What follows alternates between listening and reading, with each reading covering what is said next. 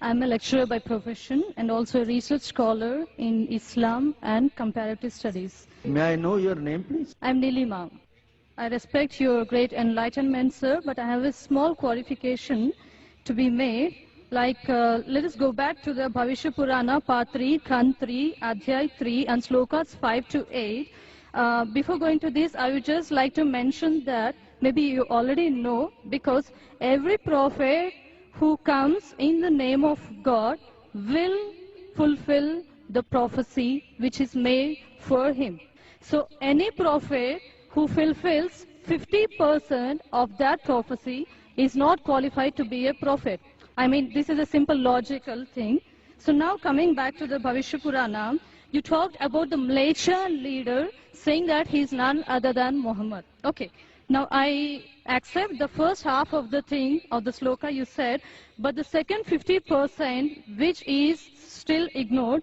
Now sir, let me tell you, Mleccha, the word meaning Mleccha, it is derived from Sanskrit dictionary, the meaning, and the meaning means non-Aryan or sinner or wicked person. These are the three different meanings given to the word Mleccha. So according to this, can Muhammad be a sinner or a wicked person? The second part is, the second condition of the prophecy is that he will belong to Marusthal, and in Sanskrit, land of death. Because Maru, it is derived from Sanskrit, Mru. Mru is death. And definitely it does not quoting to the land of Arabia, because it is a barren land or it is a battlefield. And next, coming to the third point of it, this prophecy also mentions that Mleccha leader will take bath in Panchagavya and in river Ganges. And it is a common truth. We know that Ganges means Ganga river, and we all know that Ganga is not in Arabia, but it is in India. It is a universal fact. And coming to the taking bath in Panchagavya, the meaning of Panchagavya is 5 products of cow. And the products of cow is milk, curds, ghee, urine, cow dung. And now sir, coming to this part exclusively, this prophecy must be fulfilled by Muhammad, wherein if you show me at least single reference from Quran wherein Muhammad has taken bath in all these 5 products, that is milk, curds, ghee, urine and cow dung, I am ready to accept Islam today. Thank you, sir. Sister has rightly said that if the prophecy that you give, if more than 50% is not fulfilled, then the prophecy is wrong. I agree with you, sister. I agree with you. And I will answer all your 3 queries. Let's see whether you accept Islam or not today.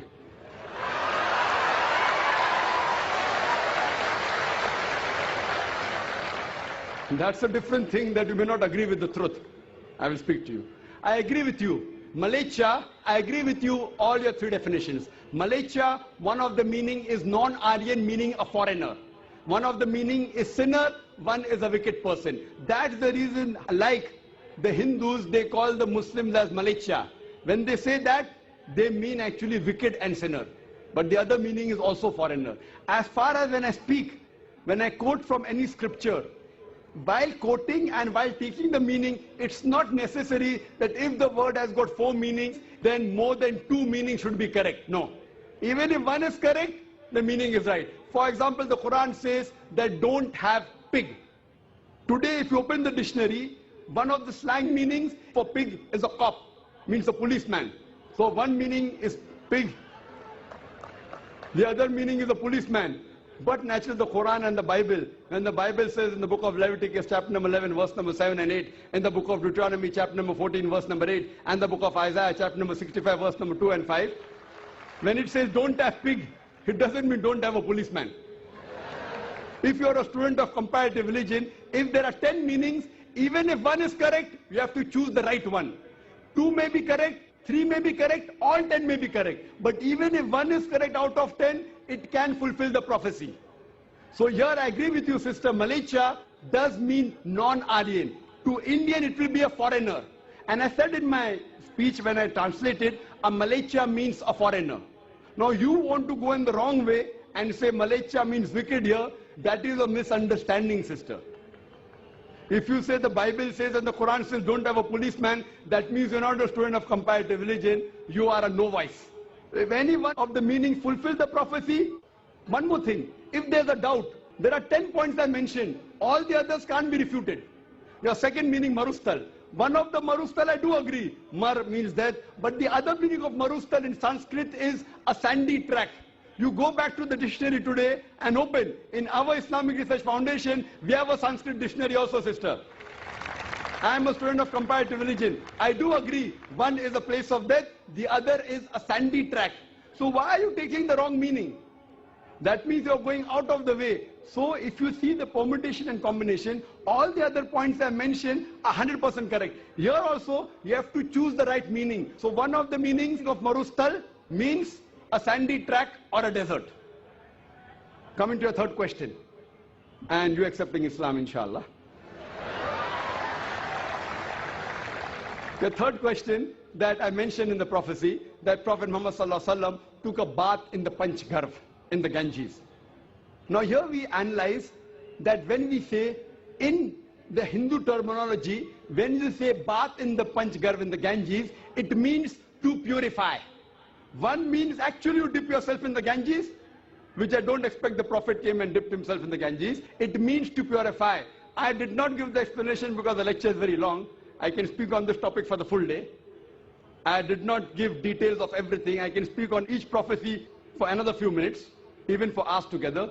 So here, having a bath in the Panchgarh means purify. So depending upon the context, it doesn't mean a physical bath. And even if you physically have a bath in the Panchgarh, in the Ganges, not necessarily you will be purified. It is the philosophy of the Hinduism. So here when the prophecy says that Prophet Muhammad, peace be upon him, had a bath in the Panchgarh, it doesn't mean he came here in the Ganges. It means that he was purified by Almighty God. And we believe that all the prophets of God, all, whether it be Moses, Jesus Christ, peace be upon them, and Prophet Muhammad sallallahu alaihi wasallam, all of them were masoom. They were innocent. They were pure. So all the prophets of God, of Almighty God, which he sent down, all of them we consider to be innocent, to be masoom, to be pure. So this answers the question, and I hope inshallah you'll accept Islam, sister.